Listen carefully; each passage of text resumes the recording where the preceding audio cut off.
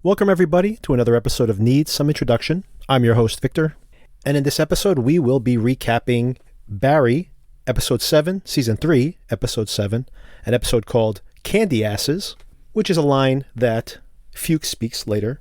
So just a reminder, I am looking to network with other podcasters, so if you are a podcaster or have a podcaster in your network of friends, have them reach out to me, needsomeintroduction@gmail.com. And of course, reach out to me for any other reason if you'd like to give us some feedback on the show. If you'd like to support the show, give us a rating. Or most importantly, recommend us to your friends and family.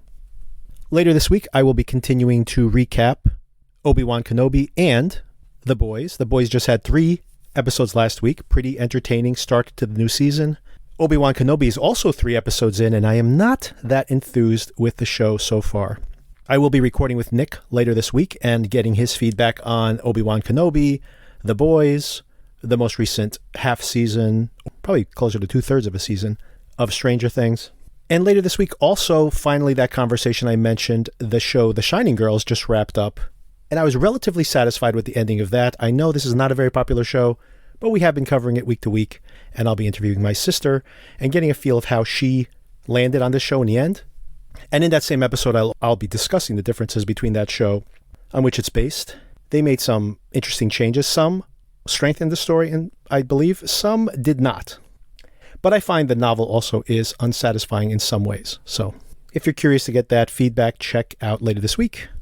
And of course, also later in the week, The Boys and Obi-Wan and the conversation about just the Star Wars franchise in general. I'm really not a fan of this Obi-Wan Kenobi show, and I really don't understand what's going on here. But I'll have a much longer conversation about that later in the week. Here we go. Guys, you ready? Yeah. All right. Roll and music.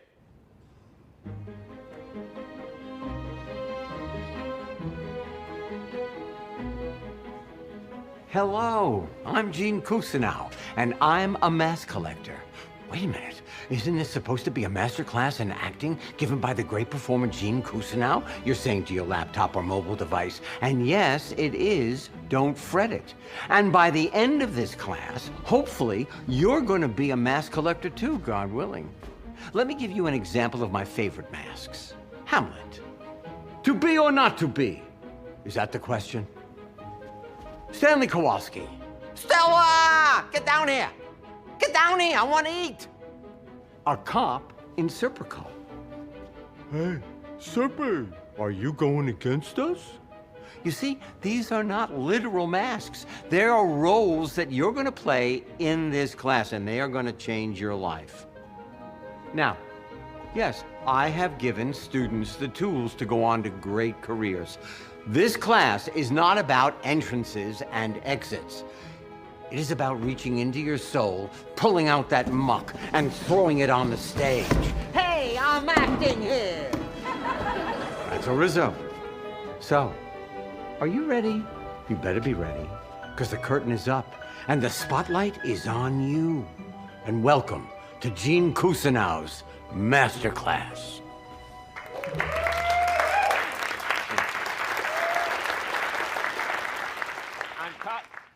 This episode of Barry, a really incredible episode of television, by the way, following the kind of loopy, surreal episode last week with the motorcycle chase on the highway. We have a much more somber reckoning in this particular episode. An episode multiple times about death and about the consequences of the kind of goofy action we saw last week. The dark side of this storytelling. Things open bleakly. We're at the funeral of Richard Krempf, also known as Ryan Madison, who is the actor that Barry killed all the way back in the first season, the actual first contract we actually see on the show. I mean, I guess we saw the shooting or the aftermath of the shooting in the hotel room, so maybe this is the second killing we see in the entire show.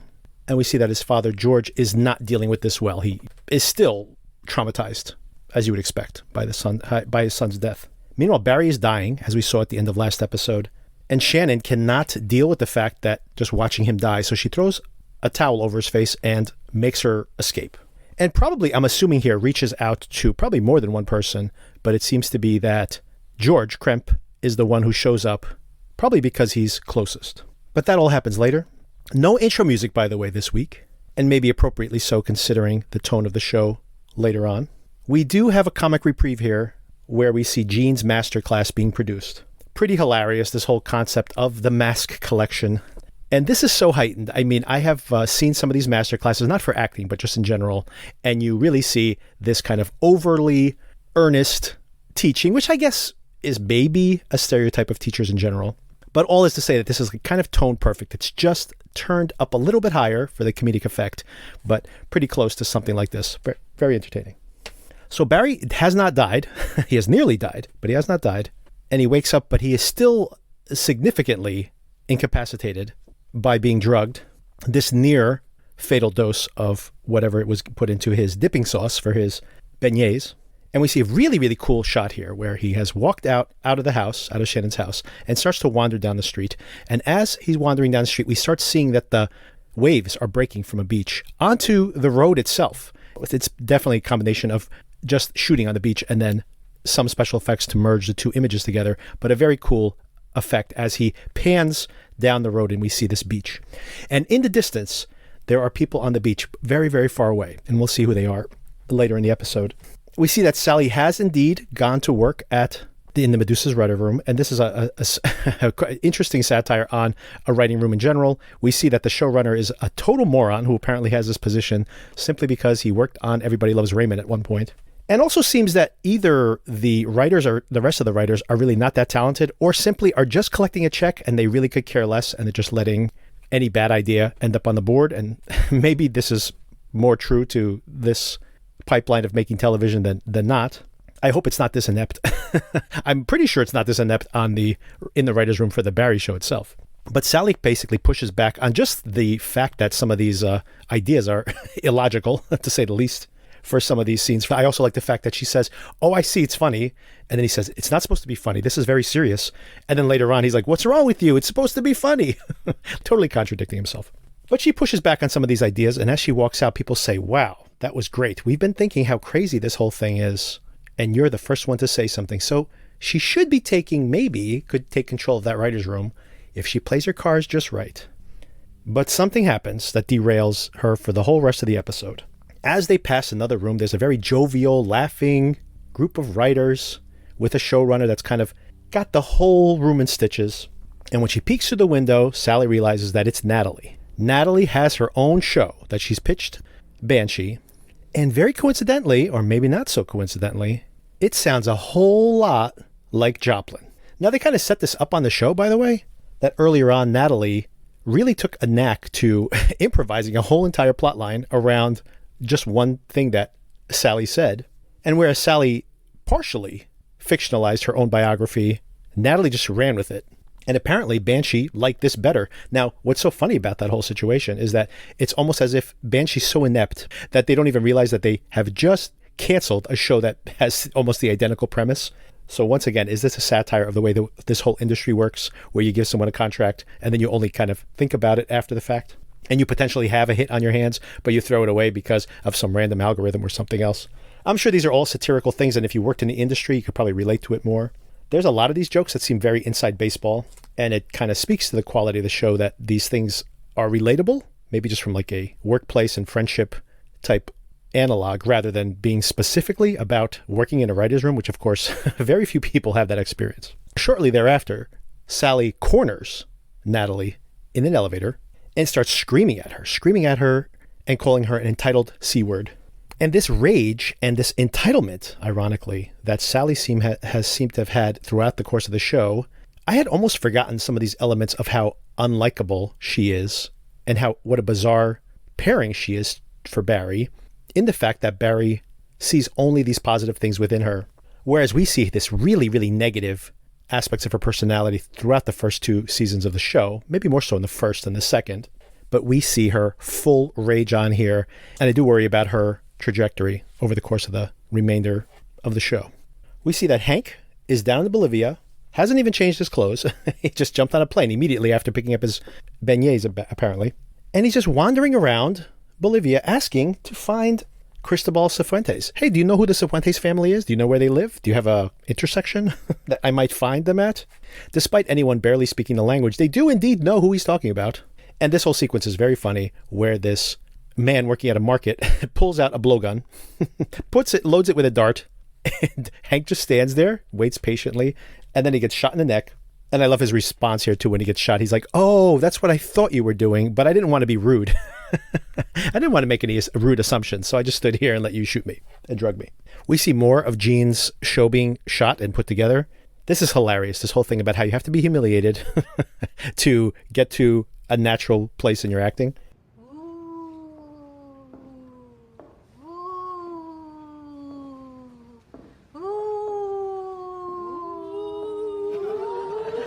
No, don't laugh. Keep it going, kids. Now, how do you feel? Like a ghost. Wrong. How do you feel? Embarrassed? She's right. Okay, now, do the scene. Doctor, the generators are down. If we don't get electricity back in the park, the dinosaurs will escape. Let's split up. Stop. All right, you see the difference? Huh? It is all in the body. It's much more real. Now I believe she's got the code. He's going to ride the dinosaur. It's all going to be fine. You've got to embrace your embarrassment. I want a lollipop. I want it to be purple. Do I look like a fool? Not my problem. Maybe this is true, but regardless, it's very entertaining to watch. Annie lacks confidence, but she doesn't want to show it in front of Gene. But her co-director encouraged her, says, "No, you're doing good." Now, I don't know how well this is going, by the way. It doesn't look that great to me, but she does get lots of compliments later on. Meanwhile, following up on last week's episode, Fuches has met up with Jim Moss, and this is another great sequence. Jim tells him, "Hey, why don't we go for a ride?" And Fuches just jumps in the car with him. No questions asked. And they start driving around. And Jim gives him a little background on his ability of getting inside of people's heads, to the point that he was actually captured in Vietnam and was able to talk his captor into committing suicide and freeing him. Fuches can't get over this, by the way. There's no other detail in this story that Fuches cannot get past that initial point. I was in Nam. I was a fighter pilot. No shit. Yeah, got shot down. Captured. Candy asses. They make you talk? I got my interrogator's head and he ended up committing suicide. He and some of the other guys escaped. You convinced your interrogator to kill himself? Yeah. Some of the other guys said I had an aptitude for it. But I thought they were just being nice. But when I got to series school, they pulled me out of class and made me an instructor. And the guy killed himself? Was he depressed? I wanted my daughter Janice to get into it. She resisted. She said, "Daddy, what you do is fucked up." Did you get any sense of his home life? Yeah, and then she went and did a homicide thing. I was proud of her.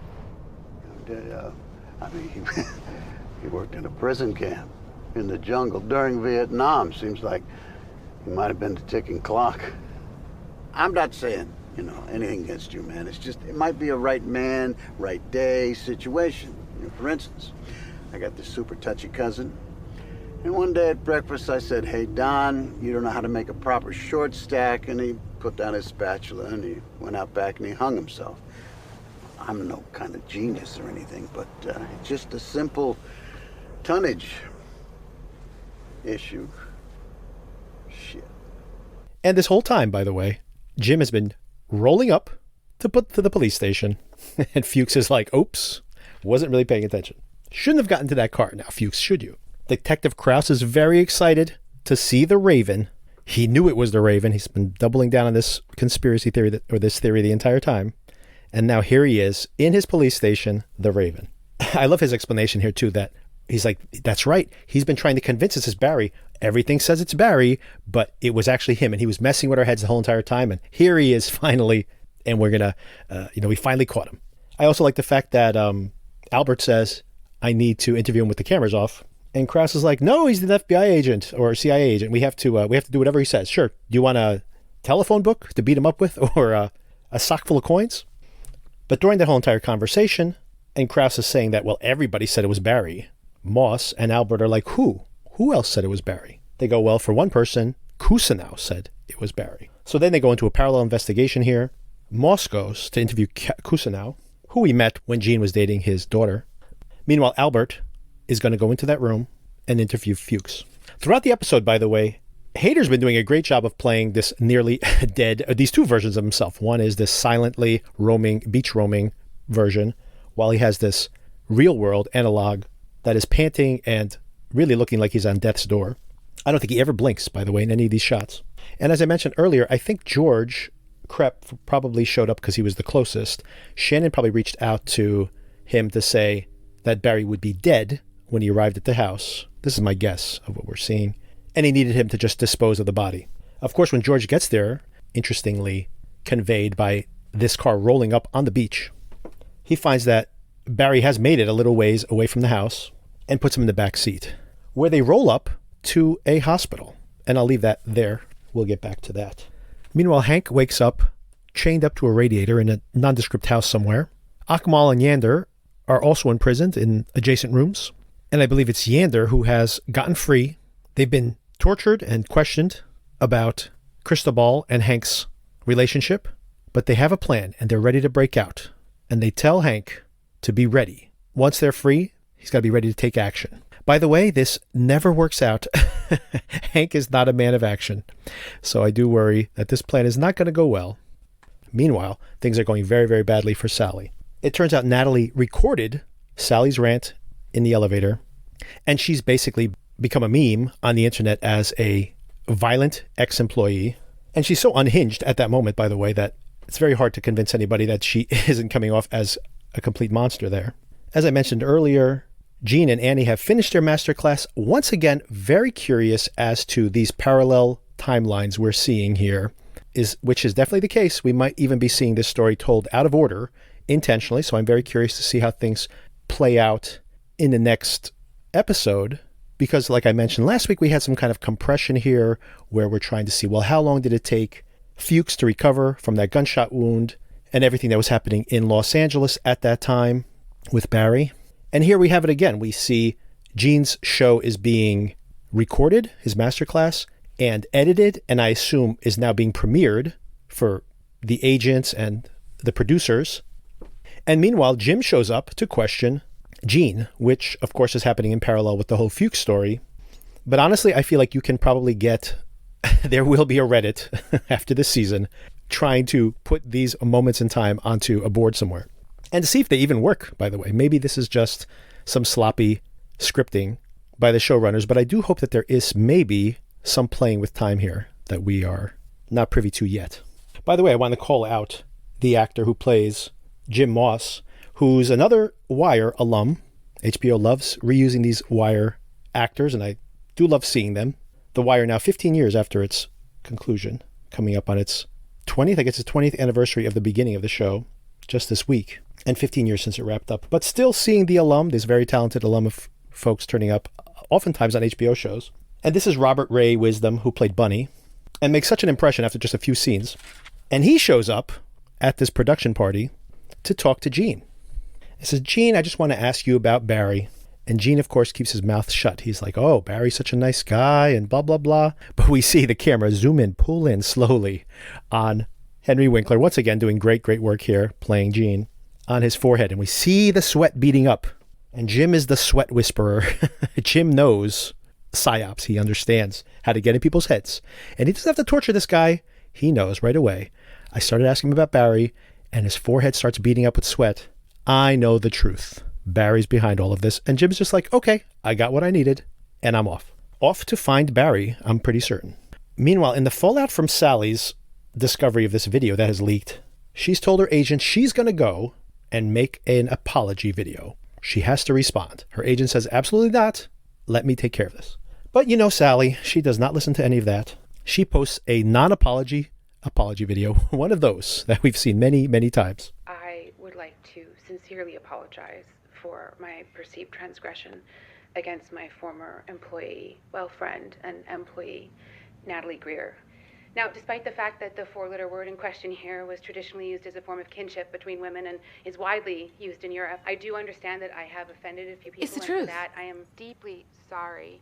But I just want to say, be careful who you trust, because it takes a certain type of person to record a... This isn't an apology. This is damage control. It's the fucking truth. It has nothing to do with what happened with Natalie, and frankly, it cheapens what you set out to do with your show. My show is me, Lindsay, and she stole my fucking show. If you had just let me deal with this, instead, Why did you have to say something? Oh, fuck off! You don't care about me. You don't care about Joplin. You just care about your commission. Oh, it's so important to have a great relationship with Banshee. You want the relationship with Banshee, not me. You work for me, and I am fucking drowning. And instead of trying to help me, you're just trying to save yourself. This is honest, okay? This is the honest fucking truth. And if that makes me unhireable, then I am fucking unhireable, but at least I told the fucking truth. I have to drop you. Her agent ends up dropping her, and there's an interesting visual motif here where she's backing up into a dark place, literally, into a blackened room, and Sally's going into a very dark place, literally, figuratively and literally. And I do wonder if she's going to start researching those subreddits that Barry mentioned about psychologically tormenting her persecutors or perceived persecutors. But she's off on her own now. She doesn't have Barry. She doesn't have Natalie. She doesn't have her agent. And all those sycophants who were following her around because of the success of her show, I'm sure they're all swarming around Natalie now. So she very much is in a place she was at the beginning of this whole show. Then we have one of the highlights of the episode, really a great episode across the board, by the way. But this actor playing George Krepp talks about losing his son, who's an adult now, obviously, or was an adult when he passed away, but that how he still has not gotten over it. You know the sound of kids' footsteps early in the morning? I still hear it. I can hear him in his room on his computer. I'll talk to him from my office across the hall. Full conversations. My wife says I'm losing my mind. She thinks the city turned him into some devil. I never wanted to hurt anyone my whole life. Until we had Ryan. Oh, the love I had for that child. It terrified me. I mean, what would I do if something happened to him? And then I found out what you did. And I can't.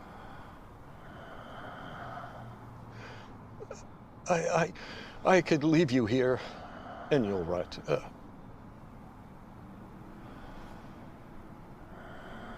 But I can't. Why? Why? I want to see my son again.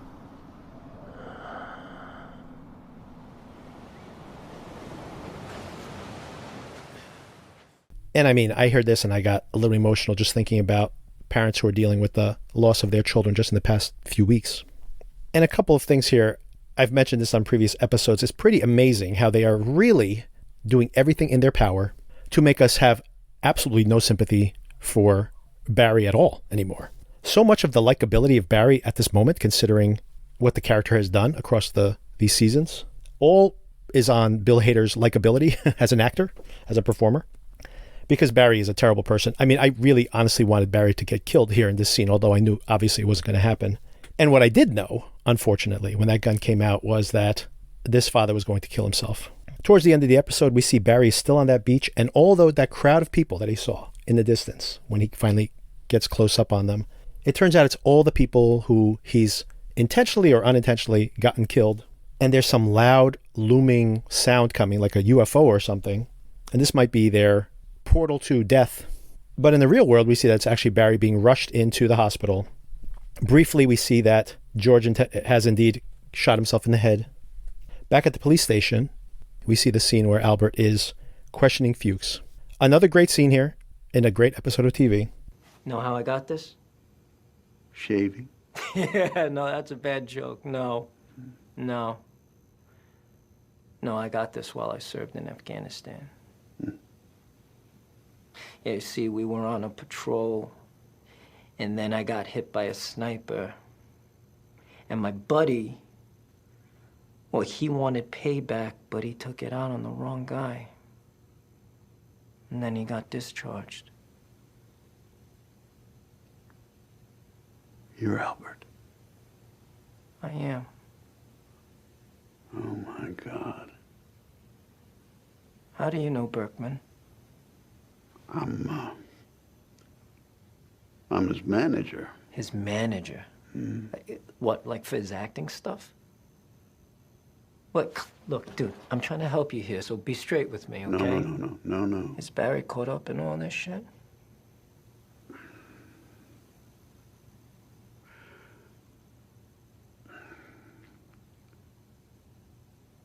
You served with a guy named Chris. Yes. Yeah. Too bad what happened to him. His wife and kids, so sad. Little Theo, he still sleeps with his mom because he's afraid whoever killed his daddy was gonna get him. Kid's got intuition. You ever wonder why Chris, who never saw combat, was basically a computer geek, would even have PTSD? Oh, he loved Sharon and Theo. They were his whole world. Why would he take himself out knowing that something like that would fuck them up for life? Yeah. Well, that switch you saw go off when Barry was avenging you, I harnessed that into a very lucrative job for him. One day, sent Barry out on a mission, went sideways, and, well, Chris, he was at the wrong place at the wrong time. Saw some shit he shouldn't have.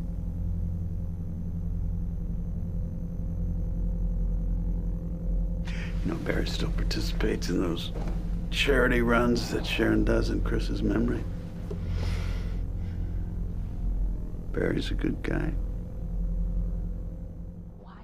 And between the lines here, they're getting everything they need to know. Fuches identifies Albert from his biography, which allows Albert to know that Fuches indeed is very intimate with Barry. Fuches knows details about Chris's death that makes Albert believe instantly that Fuches is on the up and up, and he knows that Fuches is Barry's facilitator. So I think at this moment, Albert has put all the pieces together in his mind, and he knows exactly what Barry's been up to since leaving the military. And then Albert is out the door. They ask him, what did he say? It's late at this point. We see that it's dark outside. Albert says, you question him. He's too busy. He runs to his desk, pulls out his gun and loads it, arms it, and he's out the door. Is he going to find Barry? Is he going to find Jim, who he knows is on the way to find Barry? Is it both things at the same time? Is he going to protect Barry? Is he going to arrest Barry? I'm very curious to know, how does this show possibly end? All the cards are on the table. How does Barry survive another season? Does he become a CIA special operative? Does he escape somehow with a fake identity and try to redeem himself in the next season? Like, has this surreal beach journey that he's been on, has it been a reckoning for him, a true reckoning? And has it changed him legitimately into another person? And what is Jim's part in this whole thing? Is Jim going to let Barry get away? He seems to be very, very skilled at what he does. Does he want to capture Barry and psychologically torture him? Maybe.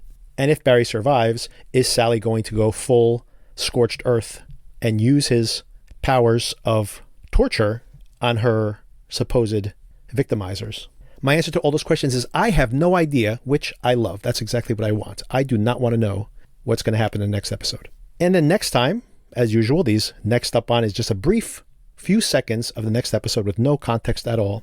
And what we see is a grave under a tree. The location, I should say, the tree where Barry was going to kill and bury Jean at the very beginning of the season. It's his preferred place to dispose of these bodies, apparently. So the question is, who is buried there at the end of next week's season finale? Once again, I have no idea. I would be completely guessing if I said who I thought it would be. I would say least likely to be Barry, but even that, I'm not 100% sure. Is it a fake out that they renewed this for season 4? Maybe Barry's going to die. Would they kill Barry and continue the show? Maybe. It's a very quirky show. They may be able to get away with that. So I do not know. If I had to put money down, I would say it's not Barry. I would say it's not Jean. It could be Fuches. Barry may need to kill Fuches to end this cycle he's in. Give me your theories if you have any. Email me at needsameintroduction@gmail.com. Once again, check out the feed for the rest of the week. We'll be talking about Shining Girls, the finale of the series, plus comparing it to the book. My conversation with Nick about Obi-Wan Kenobi, The Boys, Stranger Things, and other content he might have been caught up on. Maybe he saw the Top Gun movie since the last time we spoke. That'll be later in the week, in the same episode where I will be recapping the latest episode of The Boys and probably Obi-Wan. Not enjoying Obi-Wan, but I think at this point we're more than halfway through. Halfway through, I should say. Exactly halfway through. I think I got to stick it out. Oh, and I believe Ms. Marvel comes out this week. So maybe I'll watch that, just the premiere episode. The directors of this series are very good at action. They've made some very good action films. So maybe the action will be exciting. Who knows? I have not vested in this fandom at all, but I'll check it out. Especially if it's family friendly. Maybe I'll watch it with my daughter. All right, everybody. This is a relatively short episode, but there'll be probably an extra episode this week. So I'll talk to you soon.